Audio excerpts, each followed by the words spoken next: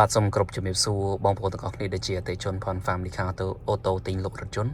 ឬ Channel YouTube ទីបន្សាយ Official បងប្អូនលើកនេះខ្ញុំធ្វើវីដេអូខ្លីចែករំលែកជូនបងប្អូនពីរបៀបនៃការឆែកប្រេងម៉ាស៊ីនសម្រាប់ប្រភេទ Mazda Challenger Tracker 022រហូតដល់025បងប្អូនអញ្ចឹងសម្រាប់ការសវិសប្រេងម៉ាស៊ីនជាទូទៅយើងតែងតែមានក្រដាស់ដែលយើងទៅដូរ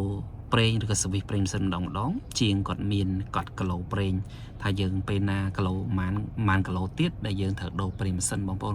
ប៉ុន្តែបើសិនជាករណីយើងបាត់ឬក៏ថាយើងមិនចង់មើលតាមនេះទេយើងអាចឆែកនៅលើតាបឡូសម្រាប់នៅលើឡានតែម្ដងបងប្អូនអញ្ចឹងសម្រាប់ការឆែកងាយស្រួលទេបងប្អូនយើងមាន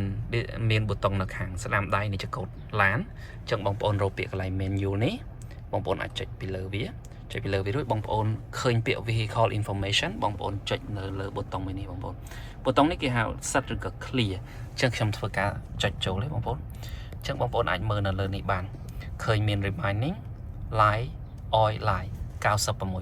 ងប្អូនអញ្ចឹងមានន័យថាឡាននេះគេទៅមកដូរឯងបងប្អូនខ្ញុំកាត់ពីភ្ញៀវគាត់ទៅមកដូរហើយប្រើមិនតាន់បានប្រហែលទេបងថ្ងៃបងប្អូនអញ្ចឹងប្រើទៅតែអស់4%ទេអញ្ចឹងករណីបងប្អូនដែលត្រូវការចង់មើលតើប្រេងម៉ាស៊ីនយើងពេលណាត្រូវការដូរទៀតអញ្ចឹងបងប្អូនគាត់អាចចុចកន្លែងនេះយើងអាចឃើញអញ្ចឹង